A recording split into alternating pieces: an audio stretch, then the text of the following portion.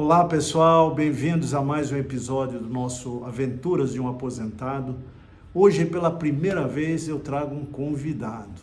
Está aqui do meu lado, Edu Abreu, amigo aí de muitas luas, muitas décadas que nós somos amigos, um amigo querido, que tem uma vida linda, incrível.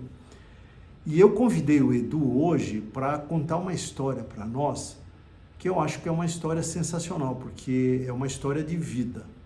O Edu acabou de voltar de uma viagem pela China de 3 meses, mas essa viagem, na verdade, começou há muitos anos atrás, quando ele se aposentou da IBM e precisava de um projeto novo de vida. E a forma como ele encontrou a China, estudou a China, até começar a viagem dele, eu arrisco dizer que talvez seja tão interessante quanto a viagem em si. Então eu convidei o Edu e ele graciosamente aceitou que a gente batesse um papo aqui para ele contar um pouco dessa saga. É uma saga, tá? Então, Edu, se apresenta aí, conta aí para os nossos amigos quem é você na fila do pão. E aí, pessoal, bom estar aqui com vocês. Augusto, um prazer dividir aqui esse momento com você, podendo contar um pouco dessa história, né? E é uma história que aconteceu num momento bem legal da minha vida, né? Um momento diferente, como você já antecipou, veio depois que eu saí da IBM, e com isso eu meio que dei uma pausa. Eu brinco que dei uma pausa para um sabático, depois me viciei no sabático, desde então não saí do sabático. Mas depois engenheiro, né? Trabalhei muito tempo, alguns anos em indústria, depois passei para a área de tecnologia da informação e praticamente minha vida profissional inteira foi no mundo da tecnologia da informação. Onde nos conhecemos, onde nossos caminhos cruzaram. Né? Exatamente, aí que a gente se conheceu em vários momentos. Em vários momentos. Teve um momento até inicial juntos, concorrendo, né, como concorrentes. Verdade. No primeiro momento como concorrentes, depois como parceiros e tal, E foi uma vida muito bacana, intensa, cheia de desafios, como costumam ser a vida nesse mundo corporativo de tecnologia. É muita pressão, pressão de negócios e tal. Cobrança, né? Muita cobrança, né? Trabalhando, principalmente quando você trabalha com estrangeiros, aqueles esquemas violentos, né? De pressão de resultado trimestral, você não tem sossego, isso aqui. Foi bastante tenso, bastante intenso, né? Mas eu acho que acabei levando bem, tive experiência em várias empresas diferentes. Foram várias experiências diferentes em empresas americanas. Comecei na HP lá atrás, né? Depois eu trabalhei numa empresa brasileira, na Sysgraph, trabalhando com softwares de tecnologia para construção de aviões, esse tipo de coisa. Depois fui para a área de indústria, entrei no mundo dos ERPs, empresas holandesas, lá atrás na banca, que foi quando a gente se conheceu, concorrendo, né? Eu na banca, você na SAP. Aí fui lá para o Chile, abri a filial da empresa lá no Chile, passei 3 anos muito legais lá, uma experiência bacana, primeira experiência de sair daqui. Viver fora da casca.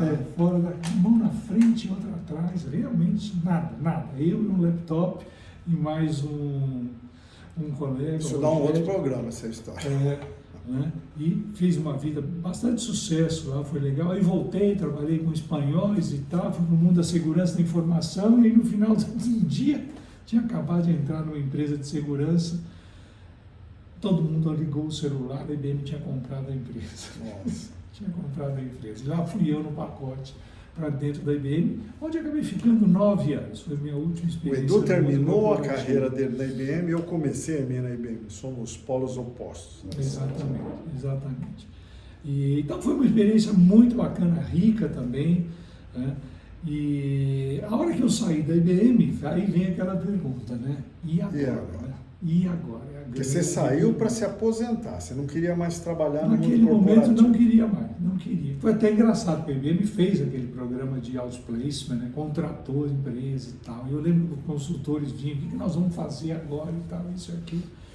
E eu falei, não, calma gente, vamos com calma. E eu achei interessante nesse programa de outplacement, a primeira etapa dele, que é uma etapa onde eles provocam uma reflexão sobre como você é. Só isso já vale. E eu falei, é isso que eu quero, eu só quero essa parte, só essa parte. Eu realmente, no momento, eu não estava querendo voltar para o mundo corporativo.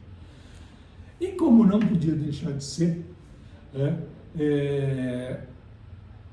confirmou esse processo, confirmou uma coisa que eu já desconfiava, né, sobre mim mesmo. Né? Então ele falou, olha, Eduardo, você gosta de trabalhar com cultura, você gosta de trabalhar com... Você gosta de ensinar, você não gosta de negócio, tá certo? Incrível, né, que você fez essa coisa a vida inteira trabalhando muito próximo de vendas, né? E você sabe, curioso, Augusto, meu pai, mesma coisa. Meu pai trabalhou 40 anos na mesma coisa e trabalhou em vendas. E ele não gostava disso. Minha mãe fala, mas seu pai odiava aquilo, ele fazia e tal. Engraçado como algumas histórias Vou te interromper para contar uma história aqui que é uma coincidência, né? Eu também. Eu entrei em engenharia por coincidência, porque eu queria fazer arquitetura e não tinha talento artístico para passar no vestibular de arquitetura. Eu queria fazer engenharia civil, acabei virando engenheiro mecânico e depois fui para a área de tecnologia, onde eu fiquei mais de 40 anos e nunca gostei de tecnologia, nunca gostei de ser engenheiro. Eu queria ser escritor, jornalista, mas, já te contei essa história também, a minha válvula de escape foi tentar olhar as pessoas em cada ambiente que eu trabalhei para poder suportar aquela insipidez de trabalhar com coisas hard. Né? Então, nesse ponto, somos muito parecidos. Aí eu sei, então, que para juntar isso tudo, encontrei uma amiga muito querida, Marina, que ela estava com uma iniciativa legal, fazendo uns workshops de tecnologia para criança. Eu falei, nossa, que coisa legal, né? Então era trabalhar com tecnologia, camps, né? Que eram os camps, né? E ensinar a galerinha a programar. E foi assim, tivemos uma experiência de uns 2 anos muito legais, né? Aí nesse meio tempo também fui fazer curso de técnicas de jornalismo, fui fazer curso de roteiro, de filme, comecei a trabalhar num roteiro de um filme, uma atividade que ainda preciso dar um fim, né? Eu dei uma pausa, preciso concluir essa etapa, mas em paralelo, eu já estava eu fiz uma viagem para o Japão, logo que eu saí da IBM, eu fiz uma viagem para o Japão que já mexeu muito comigo. Você já curtia a cultura oriental? Já gostava e já tinha aquela coisa. Depois de muitos anos aqui no Ocidente, ficava sempre aquela coisa, né? Deve ter um jeito eu acho que não só fazer, chinês né? como japonês, é uma cultura que é muito diferente da ocidental, muito, né? Que é mais reflexiva, é mais olhando para dentro do que para fora. Exatamente, exatamente. E a viagem para o Japão já mexeu comigo. Né, de chegar num país e falar, tem um jeito mais civilizado de viver do que a gente está fazendo aqui. Né? E outro tipo de cultura, outro tipo de relação, de respeito entre as pessoas, de respeito com as coisas de uma forma geral, com a natureza, com o país e tal. Já mexeu comigo a coisa do Japão. Mas, ao mesmo tempo, tinha aquela pressão em cima da China, a pressão que você vê, porque a China está aí, bombardeio de notícias o tempo inteiro, e os chineses chegando, né? E eu com muita vontade de ir para a China. E eu gosto muito de idiomas estrangeiros e tal, tenho uma certa facilidade de aprender, e eu falei, olha, está aqui um desafio acho que bacana para essa etapa da minha vida, que vai ser aprender o chinês. E aí coincidiu que eu estava num evento aqui no parque, num show de um parque, e de repente embaixo lá do coisa, de uma faixa, Instituto Confúcio, aprenda chinês. Nossa. E abre um mundo de oportunidades na sua vida. Eu falei, isso foi um chute na canela. Olha aí. Aí, ao mesmo tempo, eu estava fazendo um curso de teatro na Unesp, lá na Barra Funda, um dia descendo pelos corredores do negócio, de novo a mesma faixa, Instituto Confúcio. Eu falei, bom, duas vezes já tem que fazer. O universo conspirando. E aí fui visitar o Instituto Confúcio, que é muito bacana. O Instituto Confúcio é o que a China está usando para levar a cultura chinesa para o mundo. Provavelmente faz parte do projeto lá da Rota da Seda, né? A nova Isso, Rota da Seda. lembra que a gente teve no passado, a União Cultural fez esse papel aqui, a cultura inglesa fez, a Aliança Francesa fez, o Goethe Instituto fez, né? E vai junto com a cultura, vai o idioma, então você não para só no idioma. Vou te contar uma história que eu nunca te contei, Edu. Eu fiz na época era o colegial, né? Eu fiz o colegial no Colégio Roosevelt, que fica ali no coração do bairro japonês, na rua São Joaquim, no finzão da Galvão Bueno. Né?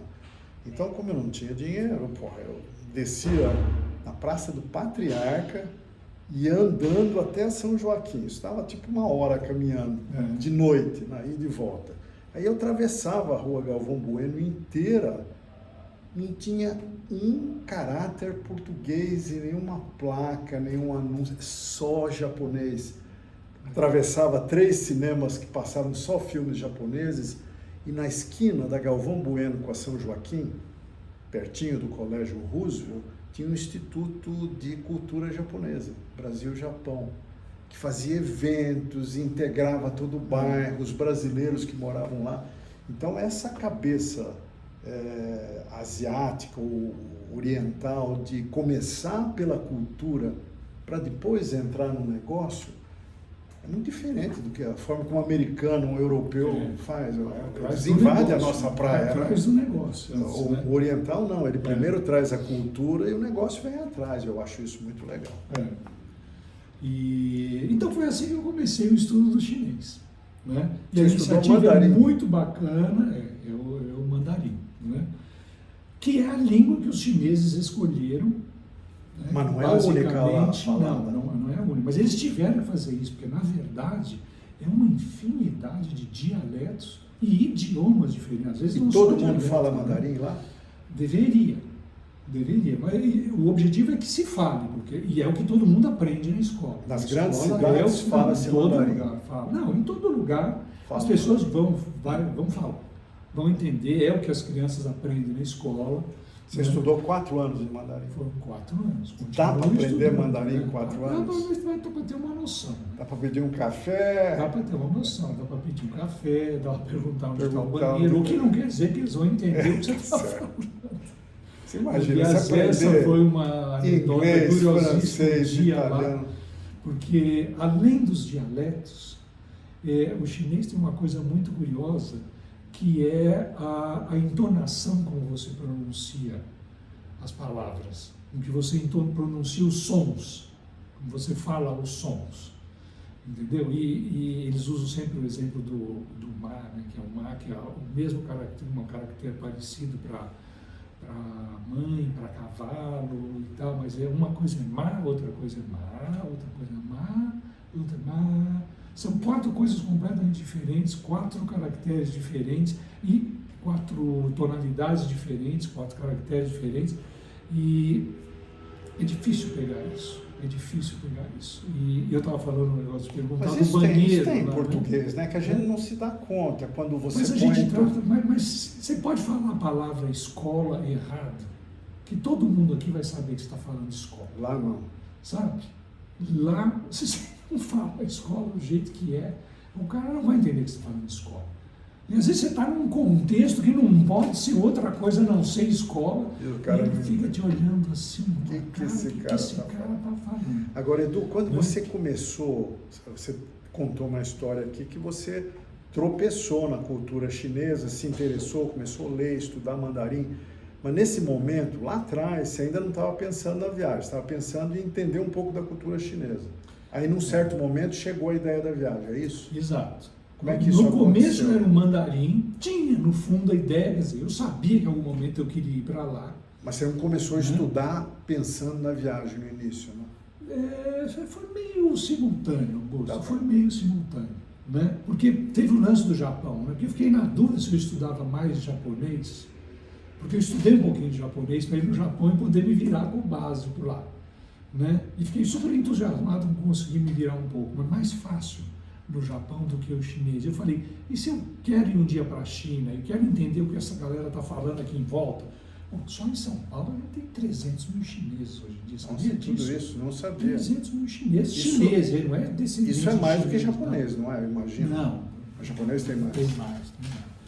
Né? Agora, Edu, E- você estudar uma cultura, você aprender o chinês, tudo isso como uma parte preliminar para você fazer uma viagem solo, né? Você fez uma viagem solo, é uma coisa desafiadora. Agora, quando essa viagem solo vai ser feita, digamos assim, com aquele espírito de mochileiro, de mergulhar na cultura, de entender a cabeça do chinês, de tentar viver como se fosse um chinês, que eu acho que essa é a parte interessante da tua viagem, isso requereu um planejamento seu, né?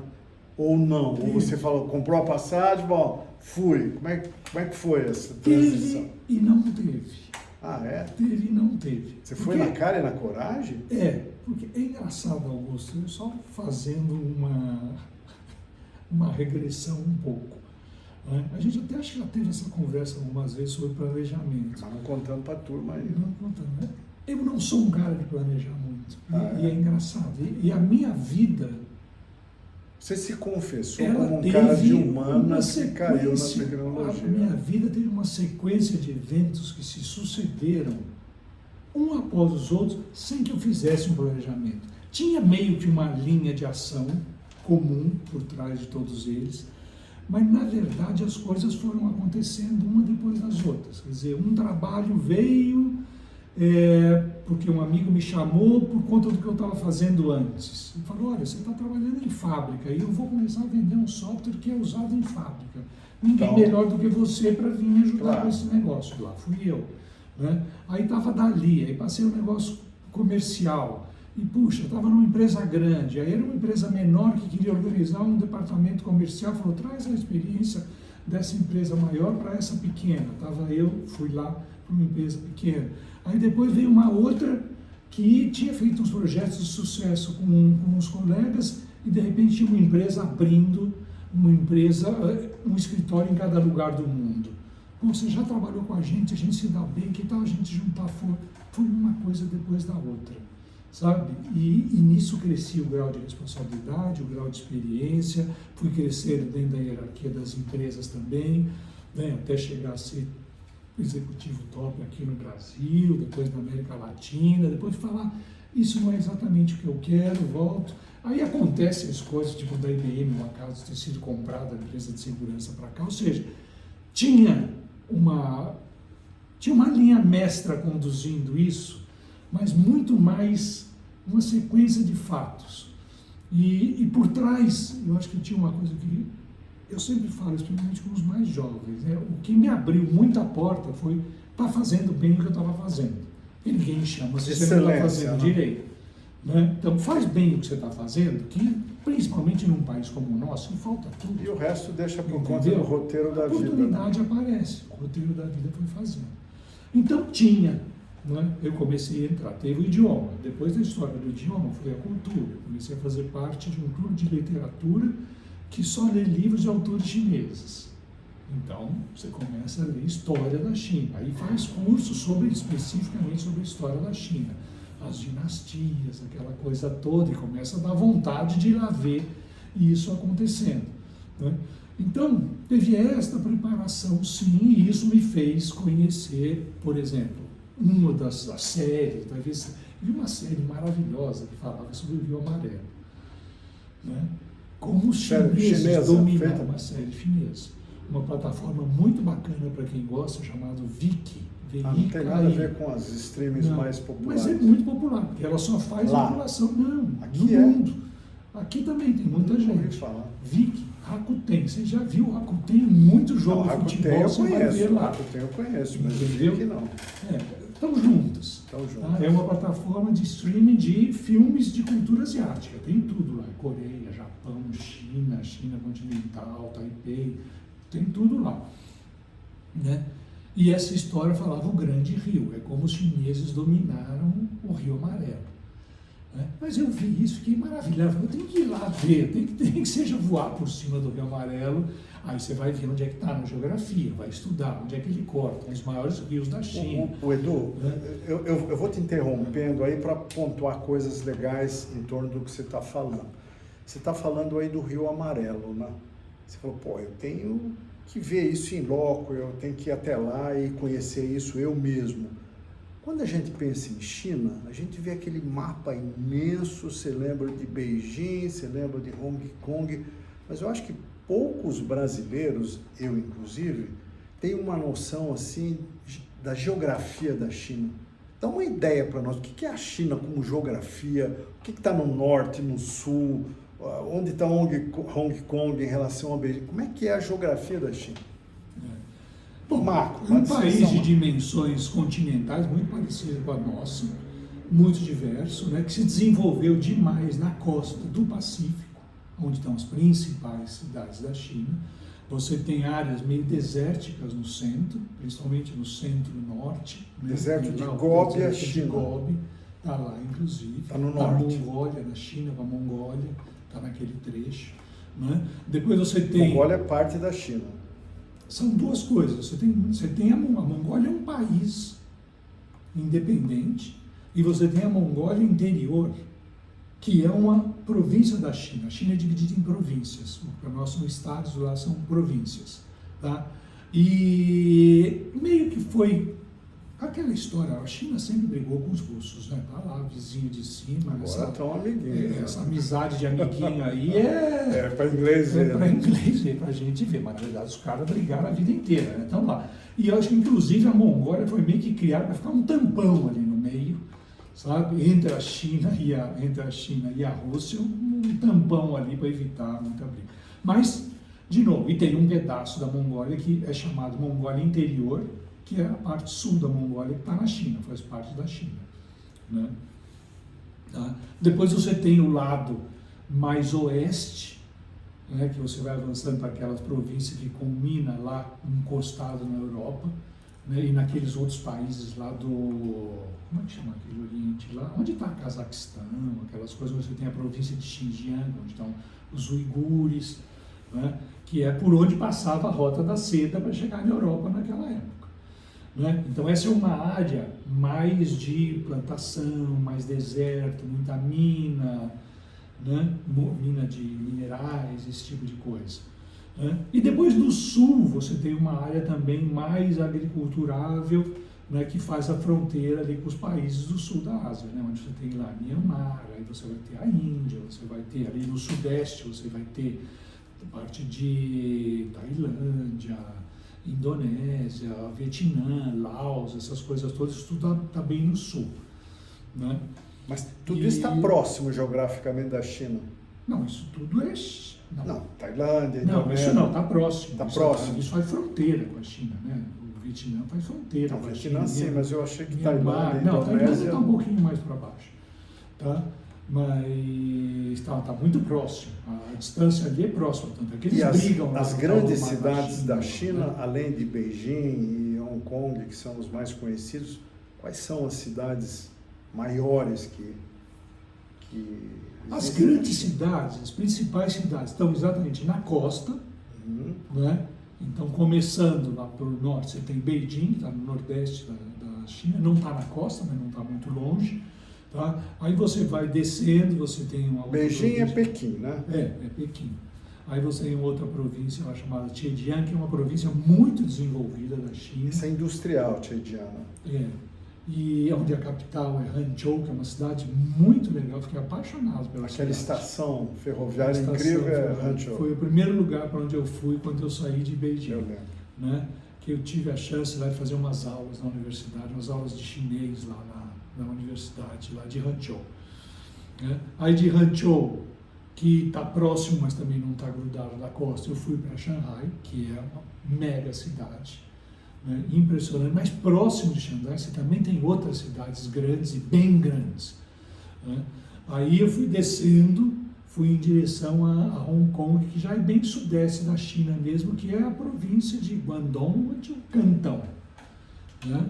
Onde está Hong Kong, onde está Macau, onde está a capital, Guangzhou, né? Onde está Shenzhen, que é uma cidade que todo mundo fala hoje, que é uma cidade super moderna. Elas ficam na Bahia, ficam no delta do Rio Maré, lembra do famoso do Rio das Pérolas. Eu vou não, sair não, daqui e vou olhar o mapa, esse Rio Amarelo. Não, esse é o Rio das, desculpa, o Rio das Pérolas, que a gente ouvia falar. Aparecia muito em história, literatura, porque ele deságua exatamente onde está Hong Kong, onde está Macau, né? Onde agora está Shenzhen. Que aquelas é mulheres, me lembrei da imagem, aquelas mulheres mergulhadoras que iam pegar no fôlego, buscar pérolas lá. É lá. Ainda existe essa? Não, eu acho que não. Então você tem fazendas de pérolas lá que produzem e tal, né? Mas é essa região, nesse sudeste. Que só aí você já vê que são outras Chinas, né? Porque você sai de Beijing, que é aquela coisa capital. É a coisa capital, meio isolada, tem a parte histórica, mas é o centro político da nação, não é? Aí você vai para Hong Kong, já é uma coisa, muito mais ocidentalizada. Desculpa, Hong Kong não, Shanghai. É muito mais bacana. Fiquei apaixonado por Shanghai. Então você tem, de novo, você tem a mescla da história, com a mescla do moderno, com a diversidade internacional, uma vida muito mais intensa, muito parecida um pouco com a vida que a gente tem aqui no Ocidente, nas grandes metrópoles do Ocidente, isso em Shanghai, que eu não vi tanto isso em Beijing, né? Aí você vai para Hong Kong, é outra China, porque é a mistura de Inglaterra com China. Você vai para Macau, é Portugal com China. É muito engraçado. Eu fiz uma brincadeira lá com as fotos de Macau. Que é o resto do imperialismo, porque os chineses também foram vítimas do colonialismo. Né? Exato, então foram muito. Quem foi, né? No Oriente, acho que todos os países foram. Agora, Edu, você já nos deu uma ideia muito superficial, mas é o que a gente pode fazer num episódio como esse, que na verdade não é um filme, é uma coisa aí de uns 40 minutos, alguma coisa assim. Você falou da cultura, você falou do aprendizado em mandarim, você deu uma ideia para a gente da geografia. Vamos falar da viagem agora? A sua viagem, um detalhe que eu vou contar para vocês. O Edu fez vídeos incríveis da viagem dele, incríveis. E eu consumi alguns dele e falei, pô, Edu, esse negócio é sensacional, eu queria ver mais disso e tal. Ele falou, fazer o seguinte, eu vou te colocar no meu grupo de família. Então, é o único cara que não era da família, dos amigos mais próximos dele, que participou desse grupo. Então, por vídeo, eu acompanhei praticamente a viagem toda do Edu, né? E essa viagem teve momentos marcantes, né? Eu acho que o mais interessante de tudo que eu vi foi que o Edu chegou, de certa maneira, atemorizado, né? É uma cultura nova, um país imenso, desconhecido. Num dos vídeos ele falou, pô, eu não consigo nem achar aqui nessa estação onde é que está o táxi para eu me locomover. E depois, lá no fim da viagem, 3 meses depois, ele chegando como um chinês, falou, hoje eu já peguei barco, peguei trem, peguei metrô, e eu não erro, eu já estou climatizado aqui. Então, foram os 2 momentos. Então, eu queria começar perguntando para o Edu como é que foi a brutalidade do confronto de culturas, de línguas, de coisas completamente diferentes que nós ocidentais estamos acostumados quando você botou o pé na China. Me conta um pouco para a gente como é que foi esse choque cultural. Olha, ele foi um pouco minimizado. Eu tive a sorte de, em alguns lugares, conhecer umas pessoas que foram super atenciosas comigo. Aliás, que emprestou uma casa. Aliás, o capítulo... Você tem que dizer uma coisa que eu acho que é assim, inesquecível nessa viagem, foi a experiência com o povo chinês. Amistoso. Chinês. Muito bacana, muito bacana. Até esse livro que eu estava te mostrando aqui... turismo, tem a ver com cultura. Esse livro que eu estava te mostrando aqui, Uma Vida Chinesa, uma das últimas citações dele, e curiosamente, eu vi nas últimas páginas, uma citação do Confúcio, onde ele diz que a gente tem que sempre receber bem alguém que vem de longe para nos visitar. E eu ouvi isso lá.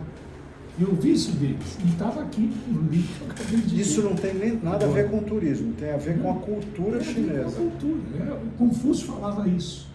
Então eles têm essa preocupação de receber bem. Isso atenua o choque. Então atenua muito o choque. Né?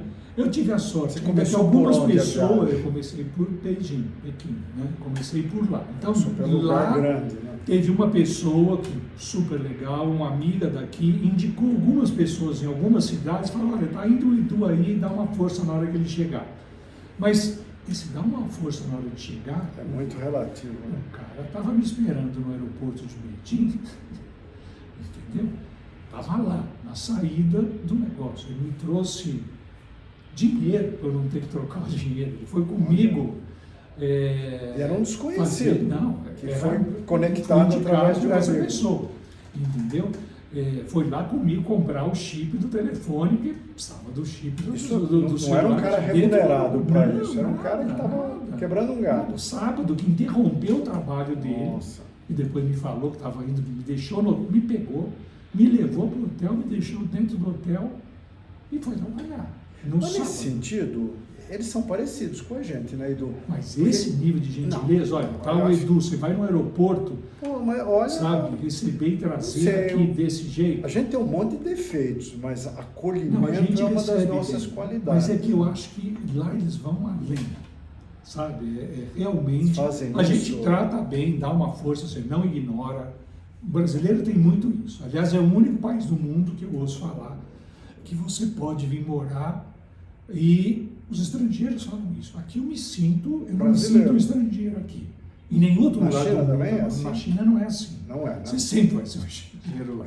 Até porque não tem como não se sentir um estrangeiro lá. É diferente, entendeu? Mas são muito atenciosos. Então o capítulo Povo Chinês foi muito bacana. Mas você passou um perrengue nisso para... Não, tinha dificuldade com o idioma, tinha que me virar, porque nem sempre tinha alguém do lado também, né? E o povo lá não fala inglês, não é? E o pouco que eles falam, eles ficam envergonhados, porque como eles não praticam, não tem influência, então eles ficam envergonhados de falar. Então, na hora já começa, já pega o celular e já liga o aplicativo de tradução e tal. Então, isso até dificultava um pouco a minha prática do chinês. Eu não conseguia praticar muito. Imagina que todo mundo esteja habituado a usar o aplicativo de tradução para receber turistas, homens de pessoas de negócio. Exato. Quer dizer, chegou a situação de eu ir, imagina só, curiosíssimo, em Xangai, num tourist office, chegar lá e ninguém fala inglês. Mas como que pode que aqui eu nunca usei um aplicativo de tradução. Como é que funciona? É no seu celular ou a pessoa tem que ter...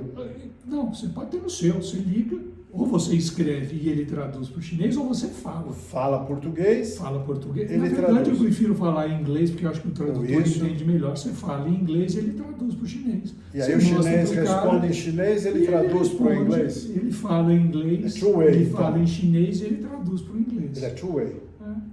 Que legal. Muito fácil, muito fácil. Muito prático. E pode ser por câmera também, né? Isso era super útil, porque eu tinha uma grande dificuldade com a comida. O capítulo mais difícil era a comida. Primeiro, a comida é muito diferente, o hábito é muito diferente, e isso eu sofri um pouco no começo, o perrengue estava aí. Mas onde a imagem ajuda você? Não, você vai chegar num lugar, é como a gente está começando a ser aqui, mas lá já está implementado isso. Você não chega num restaurante e pede o menu e aponta a comida e fala o que quer. É QR Code, você vai ter que abrir o QR Code, vai abrir o menu, você vai ter que Sem pedir... Sem celular você não vive na China. Você vai ter que pedir pelo aplicativo, tá? E daqui a pouco chega a comida para você. Agora, como é que você faz isso num cardápio em chinês? Tem que usar lá o tradutor, que vai ler o caractere e vai te dar uma ideia do que é aquilo que você está pedindo. Né? Mas aí a imagem entra onde aí nessa história? Não, o leitor de caractere, né? Ah, tá, entendi. O leitor de caractere. O próprio Google Translator é bárbaro para isso. Você coloca lá, ele lê e ele traduz direitinho. Né? Bula de remédio, tá certo? Às vezes a estação do metrô onde você está, eu quero ir para esse museu. Caracteres em inglês são comuns, assim, nos locais públicos, eu até lojas, fiquei restaurantes? positivamente surpreendido, não em restaurante. Tá? Fiquei surpreendido no metrô, mais do que no Japão. Sabe? Sempre tinha traduzido lá a indicação onde você estava, ele falava em inglês o nome da estação, qual é a próxima estação, até falava em inglês e até aparecia às vezes escrito lá. Né? É um país muito informatizado, né? Muito automatizado. Então, isso facilita muito. A partir do momento que você domina alguns aplicativos básicos, se você quiser, você passa o dia sem falar. Você se vira Mas, sem você falar. estudou 4 anos de mandarim, você tinha que É isso que eu estou praticar. dizendo. Mas para conversar é que é diferente. E né? você gostou de Beijing? Beijing é uma cidade que não me entusiasmou É muito. muito poluída, né? Eu achei a cidade bem poluída, pelo menos os dias que eu estava lá, bem poluída, incomodado, eu tenho que colocar máscara porque estava me incomodando na rua, era uma época meio que um começo de primavera, então tinha muita coisa de árvore também no ar, realmente incomodava, incomodava um pouco. Né? Então é uma cidade assim, bacana, interessante. O legal Eu não lá, sei se cidade porque primeiro- proibida, que todo mundo Isso quer é muito conhecer. bacana, né? essa parte histórica toda, tem alguns bairros modernos. Agora, foi o primeiro lugar que eu cheguei, então leva mais tempo para você chegar. Nessa geografia que você descreveu para nós, onde está a muralha da China, que é outro Bom, a patrimônio? muralha da China está no nordeste da China. Você né? chegou a ir Tá até próxima lá? de Beijing, e eu não fui, eu vi ela de longe. Eu não fui. Tá? E é uma China é experiência muito grande. curiosa, né? Eu não fui porque, infelizmente, quer dizer, na Cidade Proibida, nos principais museus de Beijing e em vários outros lugares turísticos da China, a quantidade de turista chinês é uma coisa inacreditável. Você falou que a visita à cidade É uma proibida foi multidão. um inferno. Né? É uma multidão o tempo inteiro. Então, E de tem lá hora de que fica Beijing, chato. você foi para onde Eu depois de fui para Beijing? Hangzhou, depois Xangai, depois eu fui para Hong Kong. Hong Kong, Macau e Shenzhen. Aí que eu fui para dentro visitar uma China mais rural, na província de Yunnan, que faz meio a fronteira com o Myanmar, meio perto do Nepal também. Né? Mas é um lugar, sempre você vai ter uma parte histórica da cidade para você visitar, para conhecer, um museu que conta a história do que aconteceu ali. Né? Você visitou quantas cidades, Edu? Eu acho que grandes Você foi pra cidades, Mongólia, assim, inclusive, relevantes, né? pelo menos umas 15 cidades. Foi Nossa. assim, um percurso meio circular, que desci pela costa, depois eu fui para o interior, e aí eu subi para o meio da China. Né? Eu fui a Chengdu, que é onde tem os pandas, depois eu fui a Xi'an, que foi capital da China no passado, onde estão os guerreiros de terracota. Os guerreiros né? de Xi'an, E né? aí foi que eu subi, foi o lado mais oeste que eu fui da China. Né? No final eu desisti de ir a Xinjiang, que é o extremo oeste da China, né? E fui para a Mongólia, que é no norte, né?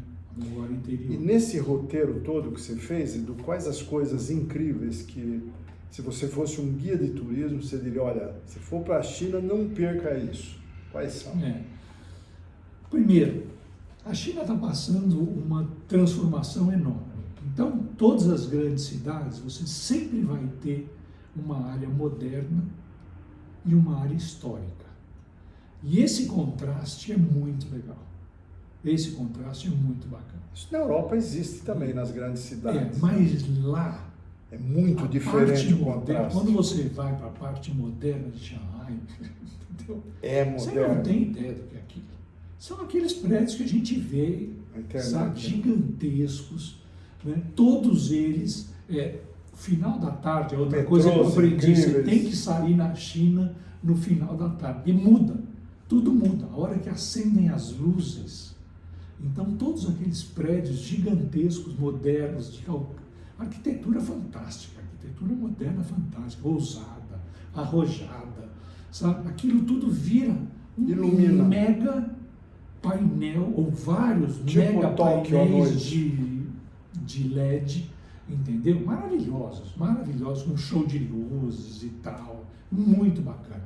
E normalmente fazem isso em lugares bacanas, então tá normalmente a margem dos rios, eu juro, você tem que falar aqui, porque teve dia Eu vi que vídeos eu que você falava mandou. emocionado, cara. Eu falei, cara, não é Inacreditável. possível, cara, o que Muito os lindo, caras né? fizeram aqui de cuidar da margem do rio, que a cidade acontece na margem do rio. E acontece na margem do rio de Shanghai, que é uma cidade, sei lá quantos milhões de habitantes. Chengdu, a mesma coisa. É um Você grande vai pra deck, Hangzhou, né, o outro, com tá gente certo? passando. E a gente aqui não consegue passar na margem do rio.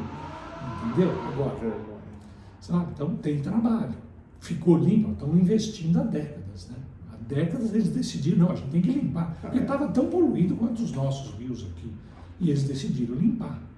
Então hoje lá, a cidade quando eles acontece, decidem, lá, acontece. Né? Acontece. Né? Então isso é outra coisa super interessante do povo chinês, que é um povo muito pragmático.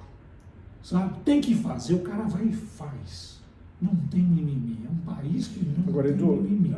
aí me ocorre uma pergunta. Então as que é o coisas seguinte: acontecem. quando a gente fala as coisas acontecem, a gente pega uma cultura ocidental, capitalista, uma democracia ocidental, a gente tem muita coisa por consenso, né? Que você tem que consensar alguma coisa, tem leis que regem, tem 3 poderes e tal. Lá você tem um partido único e é um regime autocrático. Então isso facilita muito as coisas acontecerem. Agora, ao mesmo tempo que isso facilita, tem uma situação de imposição de coisas para o cidadão. Como é que eles convivem com as vantagens da autocracia e, ao mesmo tempo, as desvantagens, que eu imagino que muita coisa possa resultar em desmando, Exato. Olha, a gente está num momento onde as coisas são lá muito mais relaxadas no dia a dia do que foram no passado, do que foi na época da Revolução Cultural. Tem muito turista já nas ruas? Não, você vê, tem muito turista, mas como eu disse, turista estrangeiro raro. Mais vários chinês, lugares eu demorava para ver um turista estrangeiro. Duro. Né? Em vários lugares. A China não está no estágio do Japão como cidades que atraem turistas estrangeiros. Eles querem agora, eles estão querendo forçar mas isso, voltar a atrair. Teve um retrocesso, eles já tinham aberto um pouco. Depois com a pandemia fechou tudo, atrapalhou. Agora eles estão querendo voltar a... Que essa cultura de receber bem facilita muito. Exato. Turismo, né? Vamos falar da autocracia. Não, mas então já teve um momento onde a coisa era de um rigor e era um negócio impressionante. Exatamente. Aí depois você teve a abertura, depois da morte dele, a abertura que veio com Deng Xiaoping e tal, a China viveu aquele momento de abertura para o Ocidente. Muitos achavam que ela estava se ocidentalizando. Exatamente, né? E de fato teve muito isso lá, de fato viveu muito isso. E agora você está num outro momento onde eles estão de novo meio que querendo controlar. Eles têm uma obsessão com o controle. Eles têm uma obsessão com o controle, a paranoia. Toda autocracia, né? Sabe? Agora é uma coisa que como quando você chega... Mas o ponto lá, Augusto, se você começa a ver diferente a hora que você está lá. A hora que você está andando numa rua num domingo à tarde, que me levaram, por exemplo, em Xi'an para fazer um passeio, numa rua maravilhosa, uma avenida maravilhosa, cheia de sabe, museus e restaurantes bárbaros, sabe, um museu, uma alameda de plantas no meio, com fontes e estátuas, isso e aquilo e tudo mais. Você acha que vale a pena? Onde estava eu? Mas eu acho que tinha 1,5 milhão de chineses naquela avenida naquele dia. Você não anda se o cara não organiza o sentido da direção. Ou seja, tem que ter controle mesmo de função do funciona. volume, né? Senão não funciona. Você imagina uma cultura ocidental de disputa, de consenso. Não funciona. Mas olha, vamos, né? deixa eu ser um advogado do diabo. Você tem como contraponto uma Índia. A Índia acho que é maior do que a China em população, não é? Hoje está meio que igual. Mas enfim, é tão imensa quanto. E lá eles têm essa, até pela herança dos ingleses, essa cabeça de consensuar as coisas, de 3 poderes e tal. E a Índia está se movendo, não na velocidade da China, mas está se movendo.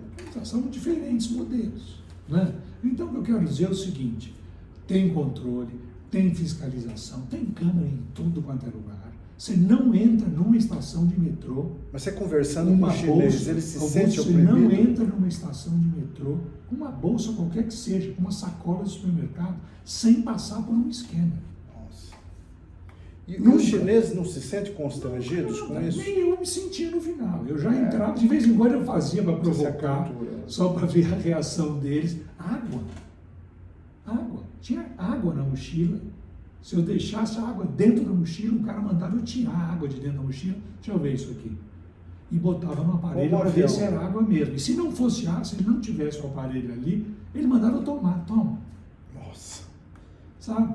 Então, no final, eu já entrava com a garrafa na mão, já sabia, sabe? Você aprendeu, né? Você Pois é, o virou chinês meio- não está olhando isso.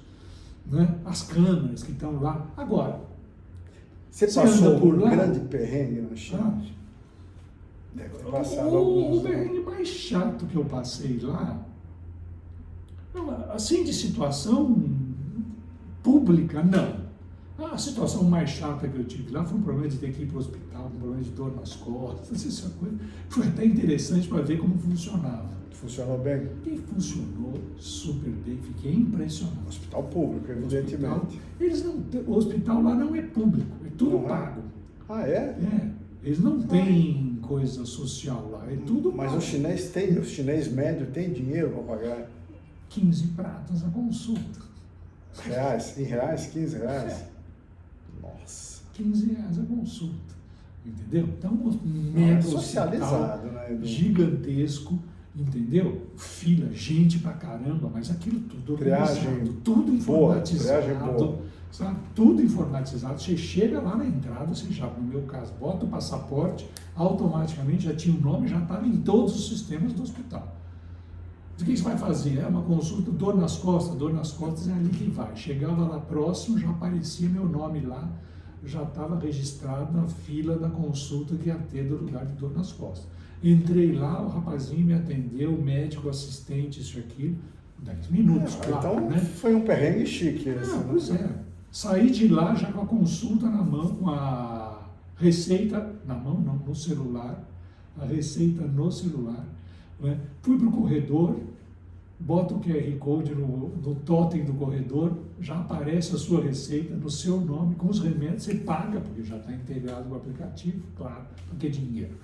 Paga o remédio, da onde é que eu pego o remédio? Não, é no andar de baixo. Desce para o andar de baixo, esse eu não acreditei.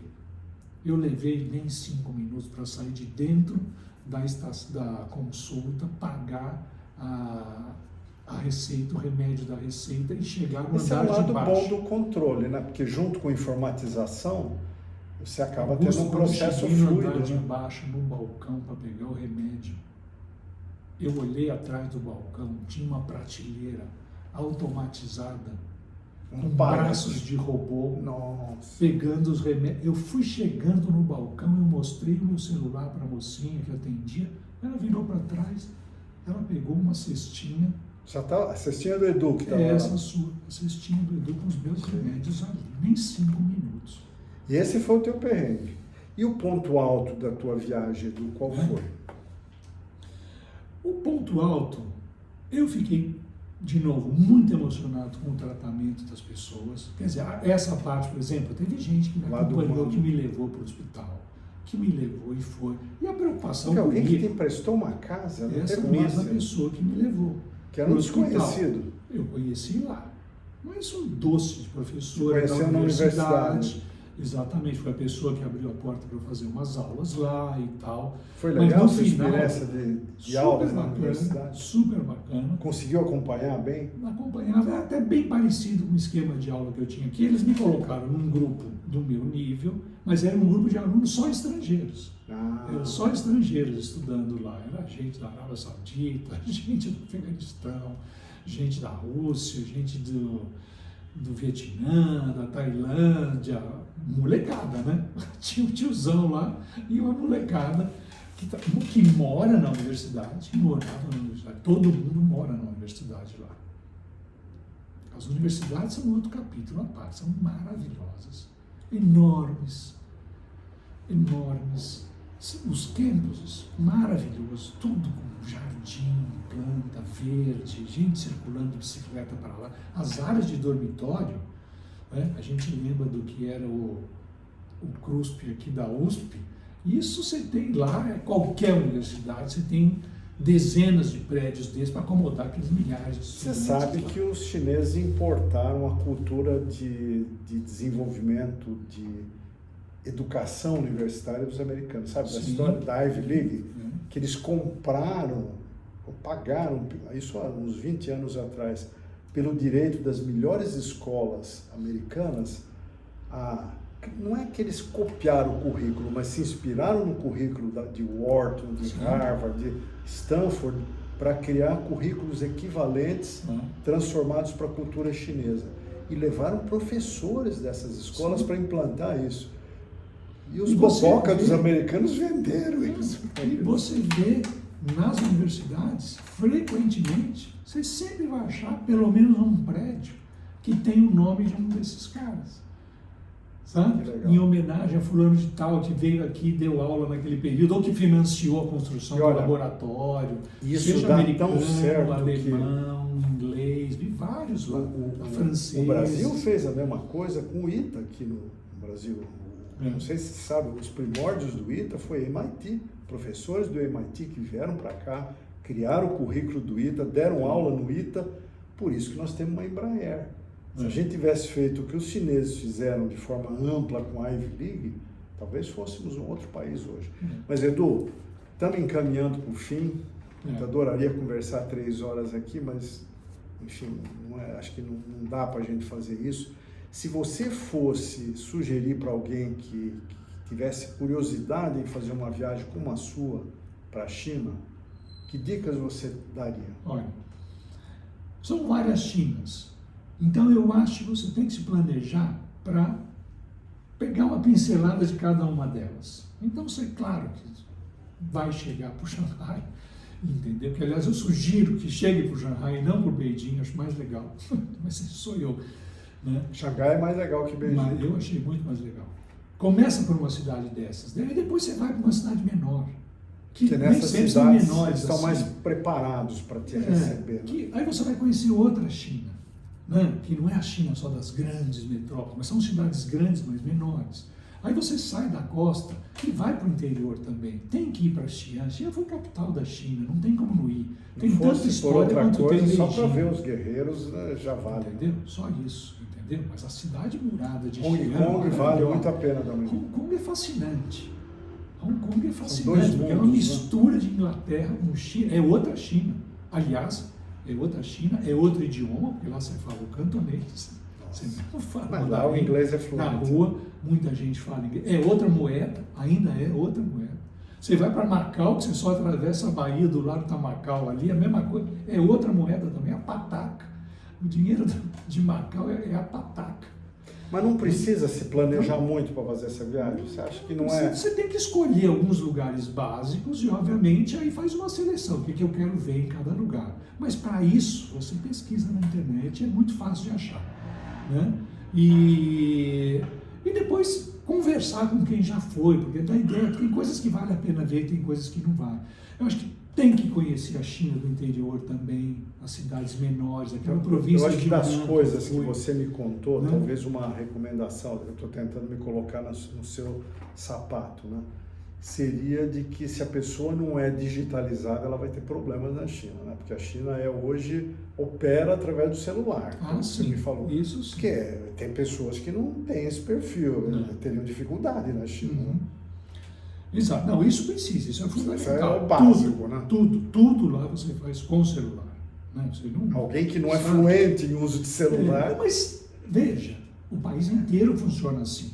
E gente velha também. Eu sei, Edu, tem gente na nossa faixa etária que mal e mal usa o WhatsApp no celular. Mas aí provavelmente as pessoas que não têm essa familiaridade, talvez você vá querer fazer a viagem com alguma excursão e tal, né? Agora, se você vai se lançar por lá, você precisa ter uma certa desenvoltura. Né?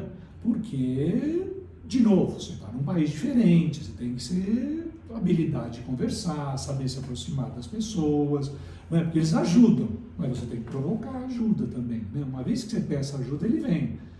Né? Esteja preparado para receber. Ajuda. Então, sabe? Então eu diria isso, buscar conhecer, fazer um mix de lugares, não ficar só nas grandes cidades. O tempo mínimo para você conhecer, não para fazer uma viagem do tipo tirar umas fotos e postar no Instagram, é para você conhecer um pouco da cultura, do povo. Qual o tempo mínimo? Você fez uma viagem dos sonhos, 3 meses. Eu fiz, quer dizer, considerando a distância que tem a China, eu acho que quem pode devia reservar pelo menos umas 3 semanas. Um mesinho, né? Sabe? Pelo menos China umas vale 3 semanas. Não, claro que vale mais, mas pelo menos umas 3. Porque já começa que é longe aquele negócio, né? Você já vai, demora para acostumar com o fuso, uns 2 dias no começo e tal, né? Mas umas 3 semanas. E o que eu procurei fazer nessa viagem é que eu queria ficar nos lugares. Então eu queria me permitir explorar os lugares. Então eu chegava com tempo. Né? Agora, nem todo mundo tem essa disponibilidade. Né? Então, seleciona alguns lugares, reserva, sabe? Vai passar 2 dias em Shanghai, é um desperdício, sabe? Uma cidade maravilhosa, fantástica. Hong Kong é a mesma coisa, vai para Shandong, vai para Xi'an. Né? Você tem que ter um pouco mais de tempo, senão você vai chegar lá, vai olhar, vai tirar foto e tal, acabou, não tem... Eu não vejo graça nesse tipo de coisa. Né? E aí você vai ser forçado aí naquilo que é mais turístico, que tem muito mais gente e que às vezes é até chato porque tem muita gente. Em resumo, o que você está sugerindo é descubra a sua China. Né? Descubra Cada um tem a sua China, exatamente. vai descobrir do seu jeito. O que você gosta de fazer? Tem gente que gosta de história, né? Tem gente que gosta mais de esporte, tem gente que gosta de arquitetura, tem gente que gosta de natureza, aí você já vai para outra China. Né? Então, sabe, vai pegar um lugar para usar o trem-bala e claro que você vai ter que pegar uma viagem de trem-bala e ter a sensação de viajar 350 km por hora e o copo d'água nem se mexe ali do seu lado. Né? Descubra a sua China, selecione um pouco, estou à disposição de quem quiser conversar um pouco, para trocar ideias. Edu, putz, cara, adorei. Parabéns. Eu sei que nesse tempo curto que a gente teve aqui não dá para passar tudo que a gente gostaria, né? Quem sabe, se o pessoal gostar do vídeo, pedir mais, a gente faz um segundo capítulo aí para aprofundar, mas parabéns pela iniciativa, super bacana. Eu diria que eu classificaria a tua viagem na categoria cultura, não na categoria turismo. Por isso que eu quis bater esse papo bem mais com isso você. mesmo, bem mais. Nós vamos terminar esse papo aqui de uma forma absolutamente amadora, se você me permitir. Eu vou tirar a câmera do tripé, vou inverter a imagem para mostrar o lado de fora e você vai mostrar um pouco dessa paisagem. O Edu mora num lugar, gente. Olha, eu acho que é a vista mais bonita de São Paulo. Não é possível ter uma mais bonita que essa. Então, eu vou passar a bola para o Edu e ele vai mostrar a vista dele.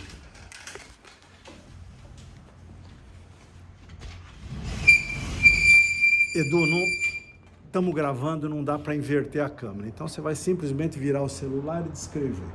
O que provavelmente o nosso pessoal vai estar vendo. Vamos ver. É isso aí, pessoal. Eu, na verdade, me acho realmente privilegiado por ter a chance de acordar de manhã cedo, chegar até a janela, olhar para fora e enxergar isso daqui, né? É uma vista de, sei lá, tem 180, quase pelo menos uns 270 graus de vista aqui, né? Você está em frente ao ginásio, nós estamos aqui na frente do ginásio de Ibirapuera, né? O complexo esportivo aqui do Ibirapuera, infelizmente mal cuidado, né? Ali a gente tem a escola da Polícia do Exército, onde vocês veem aqueles blocos ali, né? Ali na frente o quartel-geral do Comando do Sudeste, esse prédio mais baixo aqui, ali atrás a Assembleia Legislativa, lá o Parque do Ibirapuera, e lá o horizonte de São Paulo, né? Começando ali em cima, Paraíso, Vila Mariana, ali está Moema, a Rota dos Aviões. Lá para trás, olha o avião descendo lá, imagino que vocês estejam vendo, aquele avião está indo em direção ao aeroporto de Congonhas, né? E dando a volta a gente enxerga por aqui até o outro lado lá, tem aquele lado lá do Itaim, depois lá embaixo a região lá a região da Faria Lima, né? Ali termina o horizonte, aqui embaixo o Jardim Paulistano, o Jardim Europa, né? Jardim América, é realmente um privilégio isso. E com essa vista linda, gente, meu amigo Edu aqui, a gente se despede de vocês e até um próximo episódio das Aventuras de um Aposentado. Edu, velho de guerra, obrigado. Imagina, Tchau, tchau, gente. Pessoal.